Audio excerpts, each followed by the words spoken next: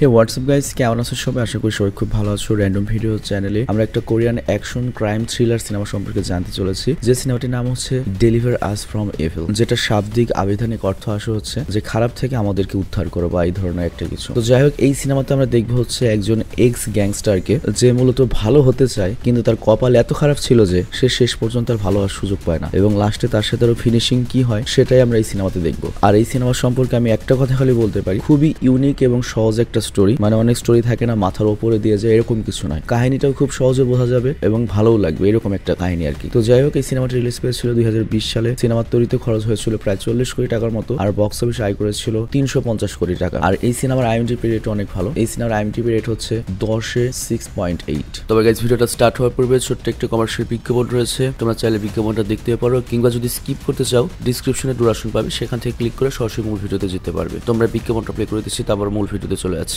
Hello বন্ধুরা, আজ আমরা তোমাদের এমন একটা অ্যাপের সম্পর্কে বলতে চাই যে অ্যাপটির অফিসিয়াল পার্টনার হচ্ছে PSG। আর এখানে অনেকগুলো ম্যাচ খেলে ল্যাপটপ, আইফোন, স্মার্ট ওয়াচ এবং আরো অনেক ক্যাশ প্রাইজ জেতার সুযোগ রয়েছে। আর এই অ্যাপটাতে তুমি সকল ধরনের লাইভ ম্যাচের রেজাল্ট দেখতে পারবে এবং সেই ম্যাচের স্কোর অনুমান করে গেমও খেলতে পারবে, যেমন কোন টিম জিতবে, কোন টিম কত রান করবে, কে সর্বোচ্চ স্কোর করবে। এছাড়া বিভিন্ন ধরনের গেম রয়েছে, সেগুলো খেলেও ইনকাম করতে পারো। আর রেজিস্টার করার সময় আমাদের যা প্রোমো কোডটা রয়েছে, যেটা ব্যবহার করলে প্রথম ডিপোজিটে 26,000 টাকা পর্যন্ত বোনাস পেতে পারো। আর এই টাকা তুমি খুব সহজে বিকাশ, ব্যাংক এবং অন্যান্য সহজ পদ্ধতির মাধ্যমে উঠাতে পারো। তো আর দেরি কিসের, ডিসক্রিপশনে প্রোমো কোড এবং পিন কমেন্টে প্রোমো কোড সহ সাইন আপ লিংক রয়েছে, সেটা ব্যবহার করে অ্যাকাউন্ট খুলে এবং ক্যাশ প্রাইজ যেটো। আর এখানে একটা কথা মনে রেখো, আমরা যে বিজ্ঞাপনই দিই না কেন, অনলাইন থেকে টাকা আয় করা তো সহজের একটা ব্যাপার নয়। তোমরা কোনোভাবে আর্থিক ক্ষতির সম্ভাবনা রয়েছে এমন কোনো ওয়েবসাইটে যাবে না। তো এই সিনেমা যখন শুরু হয় তখন আমাদের জাপানের একটা ইয়াকুজা গ্যাংস্টারকে দেখানো হয়, যার নাম হচ্ছে কোরিডা। স্থানও এটা জাপান, কোরিয়া নয়। তো এই লোকটা খুবই ভয়ঙ্কর এবং এর সাথে সাথে অনেক বেশি লুচ্চা। তো তার যে প্রবলেম সেটা হচ্ছে, যে মেয়েকে রাস্তার পছন্দ হবে সেই মেয়েকে মনে করো রাস্তা থেকে কিডন্যাপ করে এনে ওকে রেপ তো করবে, তার উপর অনেক শারীরিক অত্যাচার করতে করতে মেরে ফেলবে। মানে এগুলো করতে ওর ভালো লাগে আর কি। আর আজকেও একটা মেয়েকে উঠিয়ে নিয়ে এসেছে। তো ওই মেয়েকে অত্যাচার করার পর ও যখন রুম থেকে বাইরে আসে, ও বুঝতে পারে ঘটনা তো ঘটে গিয়েছে, কারণ ওর যত বডিগার্ড ছিল সবাই মারা পড়ে রয়েছে। তো ভয় পেয়ে করে কি, পিস্তল হাতে নিয়ে এলো পাথরে ফায়ারিং করতে থাকে, আর ওই লোকটাকে খুঁজতে থাকে কি ওর লোকদেরকে মেরেছে। কিন্তু হঠাৎ করে তখন সেই ব্যক্তিটা করিডোর গলায় তার বেঁধে ওকে কয়েক সেকেন্ডের ভিতর মেরে ফেলে। তো যে এই পুরো গ্যাংস্টার গ্রুপটাকে শেষ করে দিল, তার নাম হচ্ছে পার্ক। আর সেই আমাদের এই সিনেমার প্রধান চরিত্র এবং দক্ষিণ কোরিয়ার অন্যতম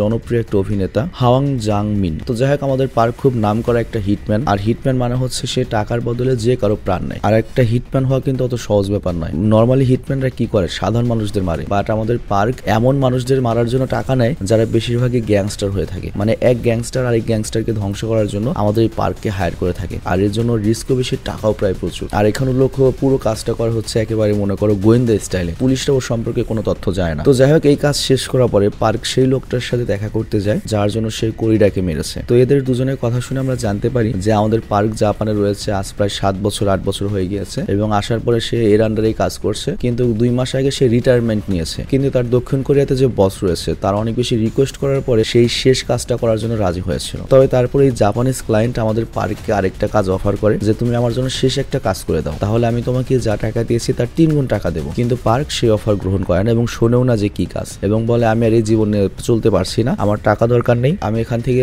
এমন একটা দেশে যেতে চাই যেখানে গিয়ে আমি একটা সাধারণ জীবন কাটাবো। তো আমাদের পার্ক তো নর্মালি আগে সাউথ কোরিয়াতে থাকতো, কিন্তু কোনো কারণে গত 8 বছর ধরে সে বর্তমানে জাপানে রয়েছে। তো কেন রয়েছে এটা আমরা ভবিষ্যতে জানতে পারবো। তো এরপর আমরা দেখতে পাবো রেস্টুরেন্টে বসে ভাবছে যে আমার কাছে মিলিয়ন মিলিয়ন ডলার রয়েছে, কিন্তু শান্তি নেই, আমি শান্তির জন্য কোথায় যেতে পারি, কোন দেশে গিয়ে আমি লাস্ট লাইফটা কাটাতে পারি। আর তখনই রেস্টুরেন্টের দেয়ালেও পানামার দেশের একটা ছবি পায়। মানে আমাদের পার্ক সিদ্ধান্ত নেয় সে তার টাকা পয়সা নিয়ে পানামাতে চলে যাবে, বাকি জীবন সেখানেই শান্তিতে কাটাবে। তো এরপর আমাদের পার্কের যে কোরিয়ান বস রয়েছে তাকে করে কি পার্ক কল করে এবং বলে তাড়াতাড়ি আমার পানামা যাওয়ার ব্যবস্থা করে দিন। মানে এমন একটা ভাব লাগে যেন বসকেও অর্ডার দিচ্ছে আর কি। তো এর পরের দৃশ্যে আমরা ইয়ং জু নামের একটা কোরিয়ান মেয়েকে দেখতে পাই, যে কিনা তার মেয়ের সাথে থাইল্যান্ডের ব্যাংকক শহরে রয়েছে। তো সে সকালে নিজের মেয়েকে স্কুলে দিয়ে আসার পরে একটা সম্পত্তি কেনার জন্য একটা রিয়েল এস্টেট এজেন্টের সাথে গিয়ে দেখা করে। আর এখানে আমরা একটা জিনিস জানতে পারি যে যদিও ইয়াং জু একজন সিঙ্গেল মাদার, তবে প্রায় তার অ্যাকাউন্টে হিউজ পরিমাণ টাকা আসে এবং খুব সম্প্রতি তার অ্যাকাউন্টে অনেকগুলো টাকা ট্রান্সফার হয়েছে। তো সে মূলত এই টাকাগুলো এই এজেন্টের মাধ্যমে ইনভেস্ট করতে চায় যাতে ভবিষ্যতে তার আর কোনো সমস্যা না হয়। আর ওই দিনে স্কুল ছুটির শেষে ইয়াং এর মেয়ের যে কেয়ারটেকার ছিল সে তার হাজবেন্ডের সাথে মিলে তার মেয়েকে কিডন্যাপ করে নেয়। তো বুঝতেই পারছো এই সিনেমা কিন্তু 3টা দেশের ঘটনা নিয়ে, জাপান, কোরিয়া এবং থাইল্যান্ড। আর এদিকে আমরা দেখি জাপানে পার্ক কিন্তু পানামা সিটিতে যাওয়ার জন্য প্রস্তুতি নিচ্ছিল, আর তখন ওর কাছে ওর বসের একটা আর্জেন্ট কল আসে। তো এখানে আমরা জানতে পারি ব্যাংককে থাকা ইয়ং মূলত আগে পার্কের গার্লফ্রেন্ড ছিল। তো পার্কের বস তাকে বলে যে আমার কাছে তোমার পুরনো গার্লফ্রেন্ডের কল এসেছিল, সে খুবই ভীত এবং অসহায় হয়ে রয়েছে এবং ও যে কোনো ভাবে তোমার সাথে কথা বলতে চাইছিল, কিন্তু পার্ক বলে আমি ওর সাথে কোনো কথা বলতে চাই না, আর পরের বার যদি ওর কল আসে তাহলে ওকে বলে দেবেন যে আমি মরে গিয়েছি। আর এদিকে আমরা দেখতে পাই 24 ঘন্টা হয়ে যাওয়ার পরও এখনো ইয়ং এর মেয়ের কোনো খোঁজ পাওয়া যায়নি। আর ইয়ং এর নিজেরও থাইল্যান্ডের পুলিশ নিয়ে এতটা ভরসাও নেই যে থাইল্যান্ডের পুলিশ তার মেয়েকে খুঁজে বের করে দেবে। আর ঠিক ওই সময় ইয়ং এর কাছে একটা অচেনা লোকের কল আসে, আর সে ইয়ংকে বলে তোমার মেয়ের খোঁজ পাওয়া গিয়েছে, তো তুমি যদি তোমার মেয়েকে খুঁজে পেতে চাও পুলিশকে কিছু না বলে সরাসরি এখানে চলে আসো যত দ্রুত সম্ভব, আর হ্যাঁ অবশ্যই টাকা নিয়ে আসবে। তো ইয়ং এত ভয় ছিল যে সে পুলিশকে ব্যাপারে কিছু বলেই না এবং একাই সেই কিডন্যাপারদের সাথে দেখা করার জন্য চলে যায়। তো এরপর 2 দিন কেটে যায় আর তারপর পার্কের কাছে তার বসের আবার কল আসে এবং পার্ককে জানানো হয় যে তোমার এক্স গার্লফ্রেন্ড এই পৃথিবীতে আর নেই, একদিন আগেই থাইল্যান্ডের পুলিশ তার ডেড বডি পেয়েছে। আর যেহেতু তোমার গার্লফ্রেন্ড কোরিয়ান ছিল তো এই জন্য থাইল্যান্ডের পুলিশ হয়তো কালকের মধ্যে তার বডি কোরিয়াতে পাঠিয়ে দেবে, তো তুমি যদি ওকে দেখতে চাও তাহলে তাড়াতাড়ি কোরিয়াতে আসো, বাকি ব্যবস্থা আমি দেখে নেবো। বসের মুখ থেকে এরকম একটা কথা শুনে পার্কের একবারে বড় ধরনের একটা ঝটকা লাগে। আর এখানে আমরা একটা ফ্ল্যাশব্যাকের সিন দেখতে পাই, আমাদের নিয়ে যাওয়া হয় 8 বছর আগে। আর 8 বছর আগে গেলে আমরা জানতে পারি যে পার্ক আর তার বস মূলত দক্ষিণ কোরিয়ার যে গোয়েন্দা সংস্থা সেই গোয়েন্দা সংস্থার জন্য কাজ করত, কিন্তু পার্কের যে বস সে করতো কি সরকারের চোখ ফাঁকি দিয়ে তার যে গোয়েন্দা টিম রয়েছে তাদেরকে নিয়ে এমন একটা মনে করো যে খতরনাক টিম তৈরি করেছিল যে যারা বড় বড় সন্ত্রাসী তাদেরকে গ্রেপ্তার না করে ডাইরেক্ট ক্রস ফায়ার করে মেরে ফেলতো এবং মনে করো লাশ গুম করে দিত, কারণ তারা জানতো এরা যদি জেলে যায় ক্ষমতা দিয়ে বা টাকা দিয়ে আবার বেরিয়ে আসবে। তো এর জন্য তার বস মনে করতো যে এইসব সন্ত্রাসীদের বেঁচে থাকার কোনো অধিকার নেই, তো এই কারণে তারা গোয়েন্দারা নিজেরা একটা টিম বানিয়ে নিজেরাই মনে করো যে মেরে মেরে পুঁতে দিত সন্ত্রাসীদের। কিন্তু একটা সময় তাদের সিনিয়র এই ব্যাপারটা জানতে পেরে যায় আর তখন বস তো পুরো যে একটা বিপদ, আর ওই মুহূর্তে বস নিজেকে বাঁচানোর জন্য সব দোষ পার্কের উপর চাপিয়ে দেয়, মানে পার্কে বলে এই সব দায়ভার তুই নে, আর এর সাথে পার্কে ব্যবস্থাও করে দেয় যে তুই তাড়াতাড়ি এই দেশ ছেড়ে চলে যা, বাকি সবকিছু আমি দেখে নেবো, আর কোরিয়াতে আর কখনোই ফিরে আসিস না, একবার 18 বছর পরে ফিরে আসবি যখন এই সব কেস মাফ হয়ে যাবে। আর কোরিয়ার নিয়ম তো জানোই যে 18 বছর হয়ে গেলে তুমি 100টা খুন করলেও তার কোনো শাস্তি নেই। তবে পার্ক তখন কোরিয়া ছাড়তে চাচ্ছিল না, এর প্রধান কারণটা ছিল তার গার্লফ্রেন্ড ইয়াংজু। তো এরপর পার্ক তার গার্লফ্রেন্ডের সাথে দেখা করে এবং তার গার্লফ্রেন্ডকে সব খুলে বলে যে আমি এরকম গোয়েন্দা এই কাজ করেছি, এজন্য আমাকে এখন জাপান চলে যেতে হবে, আর চলো তুমি আমার সাথে জাপানে চলে যাও। কিন্তু ইয়ং পার্কের কথা সিরিয়াসলি নেয় না, মানে বিশ্বাসই করতে পারছিল না যে পার্ক কখনো কারো জীবন নিতে পারে বা সন্ত্রাসীদের মেরে পুঁতে দেবে, এত বড় বড় সন্ত্রাসীদের। তো এরপর যখন লিফটে ছিল তখন পার্ককে শেষ করে দেওয়ার জন্য কিছু লোক আসে এখানে, তবে এই লোকগুলোকে আর বস পাঠিয়েছে না ভিলেন পক্ষের ছিল এটা আমাদের বলা হয়নি। তো আমরা দেখতে পাই পার্ক কয়েক সেকেন্ডের মধ্যে এদের সবাইকে মেরে ফেলে, আর নিজের চোখের সামনে যখন পার্কের গার্লফ্রেন্ড দেখে যে পার্ক এরকম দুর্ধর্ষ একটা খুনি, ও তো ভয় পেয়ে যায় এবং সব সম্পর্ক ছিন্ন করে ফেলে। আর সেই আগেই মূলত গত 8 বছর ধরে পার্ক আর কখনোই ইয়ং এর ব্যাপারে চিন্তাও করেনি এবং যোগাযোগ করেনি। তবে তারপর আজকে ইয়ং এর ডেড বডি দেখার জন্য পার্ক কোরিয়াতে যায়। তো তোমার কাছে মনে হতে পারে যে ও তো একটা দাগি আসামি, ওখানে আসলো কিভাবে? তো অ্যাকচুয়ালি ওর বসও কিন্তু অনেক বড় একটা গোয়েন্দা অফিসার, সে হয়তো সবকিছু ম্যানেজ করেছে। তো এরপর পার্ক একটা অফিসারের সাথে কথা বলে জানতে পারে যে ইয়ং এর একটা মেয়ে রয়েছে এবং ওই মেয়েটাকে কিডন্যাপ হয়েছে, ওকে বাঁচাতে গিয়ে মূলত ইয়ং মারা গেছে এবং ইয়ং এর মেয়ে এখনো নিখোঁজ রয়েছে। আর তারা পার্ককে বলে থাইল্যান্ডের সিস্টেম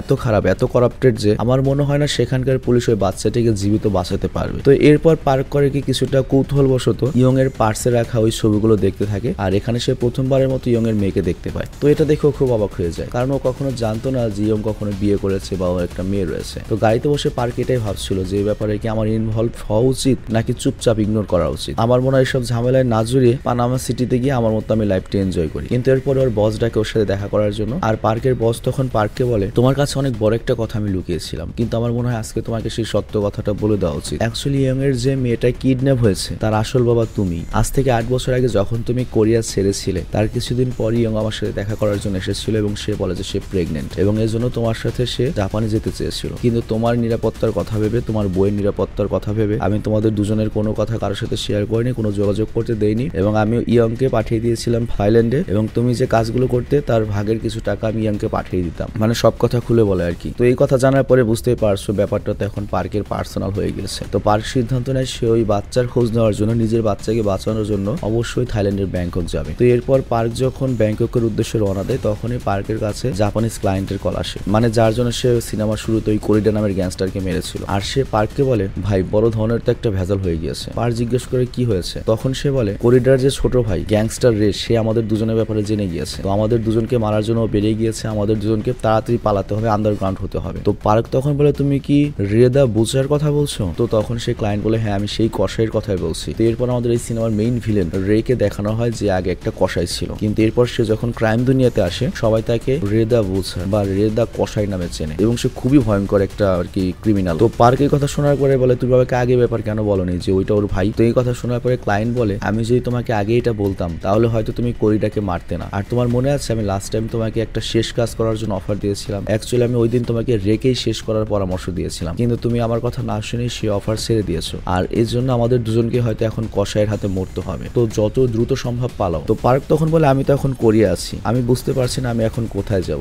আর ওদিকে আমরা দেখি ওই জাপানিজ ক্লায়েন্টও জাপান থেকে আমেরিকা পালানোর প্ল্যান করেছে, এয়ারপোর্টের দিকে যাচ্ছিল, কিন্তু তখনই রেল লোক গাড়ি থামিয়ে ওকে কিডন্যাপ করে নেয়। আর কয়েক ঘন্টা পর ওর সাথে দেখা করার জন্য রে তার আস্তানায় আসে। আর এই রের সাথে তোমাদের পরিচয় করিয়ে দিই, এই রেও কিন্তু তোমার অনেক জনপ্রিয় একটা অভিনেতা দক্ষিণ কোরিয়ার, এবং তার নাম হচ্ছে লিজাং, মানে নায়কের নাম হচ্ছে জাংমিন আর এই ভিলেনের নাম হচ্ছে লিজাং। দুজনই খুব জনপ্রিয় অভিনেতা, মনে করো আমরা সালমান খান আর শাহরুখ খানকে নায়ক এবং ভিলেন হিসেবে দেখছি আর কি। আর এদের দুজনের প্রতিদ্বন্দ্বিতাই মূলত এই সিনেমাটিকে এত বেশি ইন্টারেস্টিং করেছিল দক্ষিণ কোরিয়াতে। তো যাই হোক, রে যখন আসে রে তখন বলে আগে তো আমার গরু কাটার অভ্যাস ছিল প্রত্যেকদিন, এখনো আমার ওই কাটাকাটি না করলে ভালো লাগে না। তো অ্যাকচুয়ালি হয়েছে কি, রে আগে যেহেতু কষাই ছিল, তো আগে যেরকম মাংসের ভাগা করতো, ও মূলত যার সাথে শত্রুতা সেই মানুষদেরও সেভাবে মনে করো যে কুচি কুচি করে কাটতো। তো এ কারণে জাপানিজ গ্যাংস্টারদের কাছে মনে করো রে একটা ভয়ঙ্কর নাম, যে ওর সাথে বেয়াদবি করলে টিকটু করে যন্ত্রণা দিয়ে কুচি কুচি করে কাটবে। ওই মুহূর্তে পার্কের যে ক্লায়েন্ট সে নিজের জীবন বাঁচানোর জন্য রেকে বলে যে ভাই প্লিজ আমাকে ছেড়ে দাও, পার্ক এখন কোরিয়াতে রয়েছে, আমি তো আর তোমার ভাইকে মারিনি। তো রের তো এই তথ্যটুকুই দরকার ছিল। রে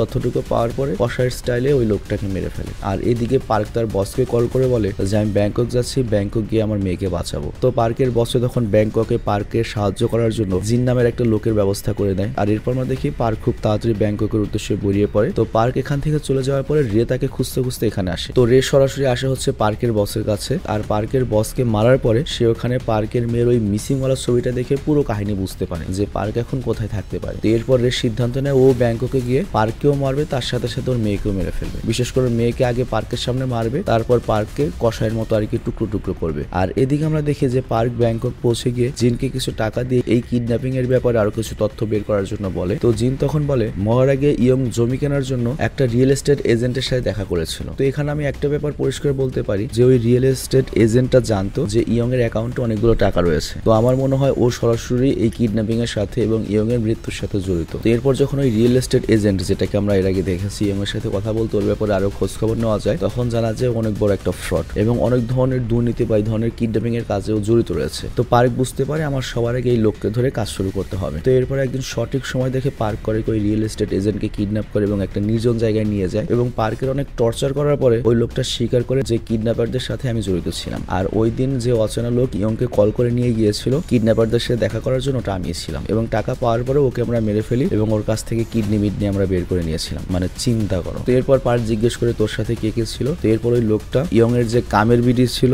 যে ওর হাজবেন্ডের সাথে মিলে ওর বাচ্চাকে আর কি কিডন্যাপ করেছিল, ওদের দুজনের তথ্য দিয়ে দেয়। তো পার্কের তোর কাছ থেকে এতটুকু জানার দরকার ছিল। তো এরপর করে কি পার্ক ওই লোকটাকে ঠান্ডা মাথায় মেরে দিয়ে বেরিয়ে পড়ে পরবর্তী মিশনে খোঁজে। আর অন্যদিকে আমরা দেখি রিও ব্যাংককে পৌঁছে গিয়েছে এবং সে এখানে এসে এখানকার কিছু লোকাল গুন্ডাদের টাকার অফার করে এবং পুরো মিশনের কথা বলে। কিন্তু এইসব লোকাল গুন্ডারা আসলে রেকে খুব সহজভাবে নিয়ে নেয়, যে বিদেশ থেকে এসেছে। তো ওরা প্ল্যান করে কি রেকে মেরে রেকের সকল টাকা ওরা রেখে দেবে, কিন্তু রে তো আরো বেশি ডেঞ্জারাস। এর ফলে যেটা হয়, রে ওদের সবাইকে মারাত্মকভাবে মেরে ফেলে। তো লাস্টে যখন যে কয়টা গুন্ডা বাঁচা ছিল, ওরা তখন বলে যে ভাই আমাদের টাকা লাগবে না, জীবনের বিনিময়ে আমরা আপনাকে সাহায্য করব। আর অন্যদিকে আমরা দেখি পার্ক সেই কিডন্যাপার কাপলকে খুঁজে নিয়েছে, আর ওদেরকে চরম টর্চার করার পরে ফাইনালি ওই মহিলা পার্ককে বলে দেয় যে ওই বাচ্চাটা এখন আমাদের কাছে নেই, আমরা চাকু গ্যাংয়ের লোকদের কাছে ওই বাচ্চাকে বিক্রি করে দিয়েছি। আর তাদের কাজ হচ্ছে তারা বাচ্চাদের যে অর্গান রয়েছে, কিডনি, তারপর যকৃত, চোখ, এগুলো আর কি বিদেশে বিক্রি করে দেয়। তো এরপর পার্ক করে কি ওদের দুজনকেও পুরোপুরি একবারে খতম করে দিয়ে চাকু গ্যাংয়ের খোঁজ নেওয়ার জন্য বেরিয়ে পড়ে। আর এরপর দৃশ্যের পরিবর্তন হয়, আমরা সেই চাকু গ্যাংয়ের আস্তানা দেখতে পাই,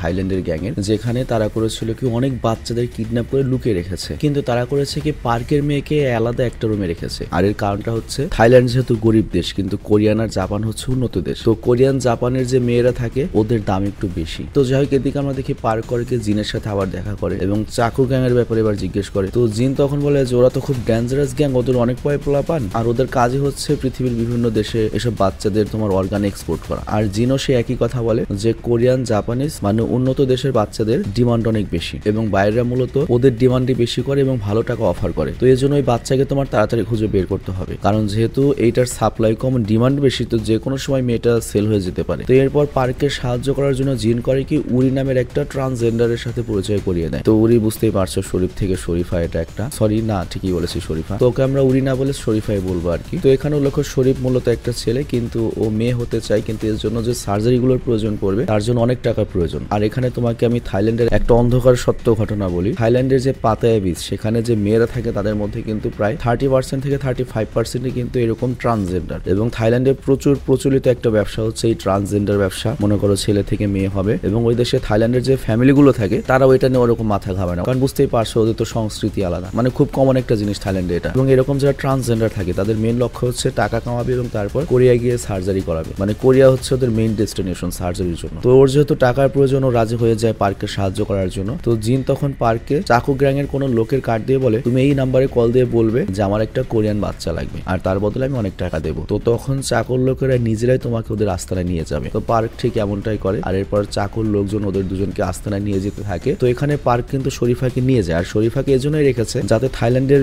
যে লোকগুলো রয়েছে ওদের সাথে যে কথা বলবে সেটার ট্রান্সলেটর হিসেবেও কাজ করতে পারে, কারণ দক্ষিণ কোরিয়া এবং থাইল্যান্ডের ভাষা তো আলাদা। তো যাই হোক, ওরা দুজন যখন সেখানে পৌঁছায় অনেকগুলো কিডন্যাপিং এর বাচ্চা দেয়, কিন্তু পার্কের মেয়েকে কোথাও দেখে না। তো তখন পার্ক করে কি রেগে ওই লোকদেরকে মারতে থাকে, আর তারপর ওই লোকরা বলা শুরু করে যে কালকে পর্যন্ত ওই মেয়েটা এখানে এসেছিল, কিন্তু আজকে একটা অর্ডার এসেছে যে আমেরিকার একটা রোগীর জন্য হার্ট লাগবে, তো ওর হার্টটা বের করার জন্য লংরি নামের একটা জায়গা ওকে নিয়ে যাওয়া হয়েছে। তো পার্ক ওদেরকে মারি বিল্ডিং থেকে বের হয়ে যাবে, কিন্তু বের হয়ে যাওয়ার আগে এখানে রে দা বুসারের এন্ট্রি হয়, এবং প্রথমবারের মতো এখানে এই সিনেমার মেইন ভিলেন এবং মেইন নায়ক মুখোমুখি হয়। এবং ফাইটের মধ্যে আমরা দেখতে পাই যে দুজন কেউ কারোর চেয়ে কম নয়, কিন্তু ফাইনালি একটা সময় রেকে ফাঁকি দিয়ে পার্ক করে কি সেখান থেকে পালিয়ে আসতে সক্ষম হয়। তো পার্ক বাইরের সাথে বেঁচে যায়, কিন্তু পুলিশ যখন সেখানে ওই গোলাগুলির আওয়াজে রেড করে তখন পুলিশ ওখানে গিয়ে অনেকগুলো বাচ্চাদের উদ্ধার করে না, আর এর সাথে শরীফাকেও গ্রেপ্তার করে নেয়, কারণ তারা মনে করে যে শরীফা হয়তো এটার সাথে জড়িত। আর তখন সেখানে আমরা এই শহরের সবচেয়ে বড় ক্রিমিনাল কাচাপ্পোকে দেখতে পাই, যে আর কি চাকু গ্যাং এর মেইন হেড আর কি। তো ও এখান থেকে জানতে পারে যে দুজন কোরিয়ান লোকদের কারণে তার এই পুরো সর্বনাশটা হয়েছে। মানে রে যে জাপানিজ এটা ও জানে না, ও শুধু জানে পার্ক কোরিয়ান, তার মানে রেও কোরিয়ান, এবং মনে করে যে ওরা দুজন একসাথে মিলে এটা করেছে। তো এর জন্য সে তার লোকদেরকে অর্ডার দেয় যে পুলিশ ওই দুই কোরিয়ানকে ধরার আগে ওই দুজনকে খুঁজে শেষ করে দাও। আর এইদিকে পার্ক করে কি জিনের সাথে দেখা করার জন্য তার বাড়িতে আসে। তো এখানে এসে ও প্রথমবারের মতো জানতে পারে যে ওর দক্ষিণ কোরিয়ান বসকে মেরে ফেলা হয়েছে। তো পার্ক তখন বুঝতে পারে তার মানে ওইটাই রে হবে, একটু আগে যে আমার উপর আক্রমণ করেছিল, এবং রে হয়তো আমার বসকে মেরে এসেছে। তো এরপর পার্ক করে কি তার বসের নাম্বারে কল করে, আর কল পিকটা করে রে। তো পার্ক তখন রেকে বলে, তাহলে তুমি বুঝিদা রে, তো তুমি যে হো না কেন এটা কিন্তু আমার পার্সোনাল মামলা, আমার রাস্তায় এসো না, তা না হলে খামাখা তুমি মারা পড়বে। কিন্তু রে উল্টো বলে, না আমি তো আসবোই, তোকে তো মারবই, এবং তোর সাথে যে কয়টা লোক জড়িত সবাইকে মেরে দেবো। আর এদিকে আমরা দেখি পুলিশ স্টেশনে ইউরিকে ধামকি দেওয়া হয়, মানে অনেক জিজ্ঞাসাবাদ করা হয়, আর তখন ও পুলিশকে ভয়ে সব বলে দেয় যে পার্ক নামে একজন কোরিয়ান লোক এসেছে, সে তার মেয়েকে খুঁজছে, মানে পুরো ঘটনাটা বলে দেয়, এবং এখন সে লংরি যেতে পারে, ওখানে তার মেয়েকে নিয়ে যাওয়া হয়েছে। আর এদিকে রে করে কি ওই কাচাপ্পো নাকি কি এর একটা লোককে মারাত্মকভাবে পিটানোর পরে এটা খোঁজ নেয় যে পার্কের মেয়েকে লংরি নামে একটা জায়গায় রাখা হয়েছে, মানে রেও এই খবরটা পেয়ে যায়। তো ওদিকে পার্কও করে কি তাড়াতাড়ি সেই জায়গায় যেতে থাকে এবং বিল্ডিং খুঁজে নেয় যেখানে তার মেয়েকে লুকিয়ে রাখা হয়েছে। আর কয়েক ঘন্টা পরে গুন্ডারা পার্কের মেয়ের হার্ট সার্জারি করবে। তো তখন পার্ক করে কি তার গায়েদের সে লোকদের পিছু করতে থাকে, কিন্তু পার্কের মেয়েকে বাঁচানোর আগে হঠাৎ করে সেখানে রের এন্ট্রি হয়ে যায়, এবং রে এসে করে কি পার্কের উপর এলো পাথরে গুলি চলতে শুরু করে। আবার ওদিকে পুলিশও তো জানতে পেরেছে যে ওখানে ওই কোরিয়ান দুজন রয়েছে, তো পুলিশ টিম ওদের দুজনকে ধরার জন্য পৌঁছে এসেছে। তো এখানে যেটা হয়, পার্ক আর রে দুজন তো লড়াই করছে, এর সাথে সাথে পুলিশের সাথেও লড়াই করছে। আবার আমরা যদি আরেকভাবে দেখি তাহলে দেখা যায় রে মূলত পুলিশদের সাথে একটু বেশি লড়াই করছে, এবং একভাবে বলা যায় যে রে মূলত পার্ককে হেল্প করছে অনিচ্ছা সত্ত্বেও। তো এই সুযোগেই করে কি পার্ক নিজের মেয়েকে বাঁচানোর জন্য সেখান থেকে পালিয়ে যেতে পারে। আর ওদিকে কাচাপ্পার একটা লোক হার্ট বের করার আগেই পার্ক কোনো সময় নষ্ট না করে সেখানে গিয়ে শুট করে সবগুলোকে মেরে দেয়। তবে তখন পার্কের মেয়ে বেহুশ ছিল, তো এর জন্য পার্ক করে কি তাড়াতাড়ি তার মেয়েকে তুলে নিয়ে সেখান থেকে চলে যায়। আবার ওদিকে রিও পুলিশের হাত থেকে বেঁচে সেখান থেকে পালাতে সক্ষম হয়। আর এরপর পার্ক করে কি একটা জায়গায় পৌঁছে জিনকে কল করে এবং বলে আমাকে এই থাইল্যান্ড থেকে পালানোর জন্য একটা বোটের ব্যবস্থা করে দেয়। আর এদিকে আমরা দেখি শহরের সবচেয়ে বড় ক্রিমিনাল কেচাপ্পো তার লোকদের উপর রেগে রয়েছে, কারণ দুজন কোরিয়ানোর ব্যবসার 12টা বাজিয়ে দিচ্ছে, পুলিশ মালামাল জব্দ করছে, এই দুজন কোরিয়ানের সাথে ওরা পারছে না। তো এরপর সে যখন তার লোকদেরকে শাস্তি দেবে তার আগেই রে করে কি তার পুরো শরীরে সুইসাইড বোম লাগিয়ে সেখানে হাজির হয়। আর কাচাপ্পো বলে, তুমি যা মনে করছো তা না, আমরা দুজন কোরিয়ান নই, আমি জাপানিজ ও কোরিয়ান, ও তোমার ক্ষতি করেছে আর ওকে মারতে আমি এসেছি, আর তুমি যদি ওকে মারতে আমাকে সহায়তা করো এটা তোমার জন্য সবচেয়ে ভালো হবে। তো কাচাপ্পো রাজি হয়ে যায়, আর এরপর সে কাচাপ্পোর লোকদের সাহায্যে জিনকে খুঁজে বের করে নেয় প্রথমে, এবং জিনের মাধ্যমে পার্কের ঠিকানা রে পেয়ে যায়। আর এদিকে পার্ক কল করে হচ্ছে ইউরিকে, আর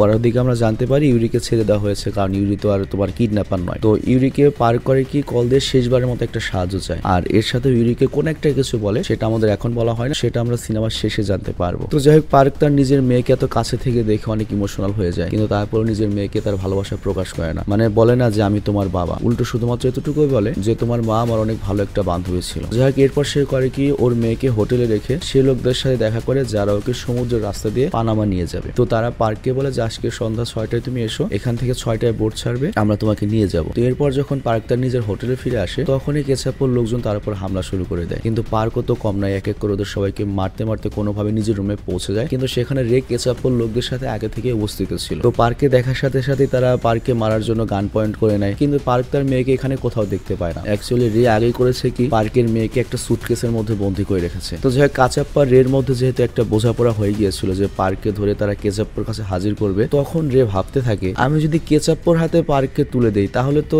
আমি যে পার্ককে নিজের হাতে কেটে টুকরো টুকরো করবো, সেই মজাটা তো আমি পাচ্ছি না। তো এখন কি করি আমি? তো তখনই সিদ্ধান্ত নেয় যে না, পার্ককে আমি কেচাপ্পরকে দেবো না। তো প্ল্যান চেঞ্জ করার পরে রে করে কি, এখানে যতগুলো কেচাপ্পর লোক ছিল ওদেরকে মেরে দেয়, আর তারপর দুজনকে জীবিত রাখার বলে দেখ, তোরা যদি তোদের জীবন ভালোবাসিস তাহলে এই লোকটার হাত পা বেঁধে আমার সাথে আমার আস্তানায় নিয়ে আয়, যাতে আমি ওকে ভালো করে কাটাকাটি করতে পারি, তারপর রান্না করে একসাথে খাবো। এরপর রে করে কি, সুটকেস নিয়ে এখান থেকে যেতে থাকে, যেটার ভেতরে পার্কের মেয়ে ছিল, আর এর সাথে ক্যাচাপ্পর দুজন লোক করে কি পার্ককে নিয়ে এখান থেকে যেতে থাকে। কিন্তু ওই সময় এখানে শরীফা এসে পৌঁছে যায় এবং সবকিছু দেখে ফেলে, এবং শরীফা করে কি তার গাড়ি নিয়ে ওই লোকদের গাড়িতে ধাক্কা মেরে পার্ককে মুক্ত করে দেয়। এরপর পার্ক করে কি রের গাড়ির পিছু করতে থাকে, আর এরপর এক পর্যায়ে সে রের উপর গুলি চালাতে থাকে, যে কারণে রে ঘায়ল হয়ে যায় এবং গাড়ির ব্যালেন্স নষ্ট হয়ে যায়। আর এরপর তারা দুজনেই গাড়ির ভেতরে জবরদস্ত লড়াই করতে থাকে। আর সত্যি কথা বলতে এই সিনেমার যে অ্যাকশন গুলো, নর্মালি আমরা তো সিনেমা খালি এক্সিলেন্ট করি, বাট সিনেমা যখন আমরা রেটিং করতে যাই তখন কিন্তু এই সিনেমাগুলো ডাউনলোড করতে হয় আমাদের। এটার যে অ্যাকচুয়াল অ্যাকশন দেখার মতো, মানে অরিজিনাল সিনেমা দেখতে গেলে তোমরা অনেক বেশি মজা পাবে। তো যাক, ফাইটের একটা সময় পার্ক বুঝতে পারে যে এই সুটকেসের মধ্যে কে রয়েছে, এবং বুঝতে পারে এটা আমার মেয়ে হবে। তো ও করে কি, সুটকেস করলে তার মেয়েকে যখন বাঁচাতে যাবে, তখনই পেছন থেকে রে করিকোর উপর চাকুতে হামলা করে। আর পার্কও বুঝতে পারে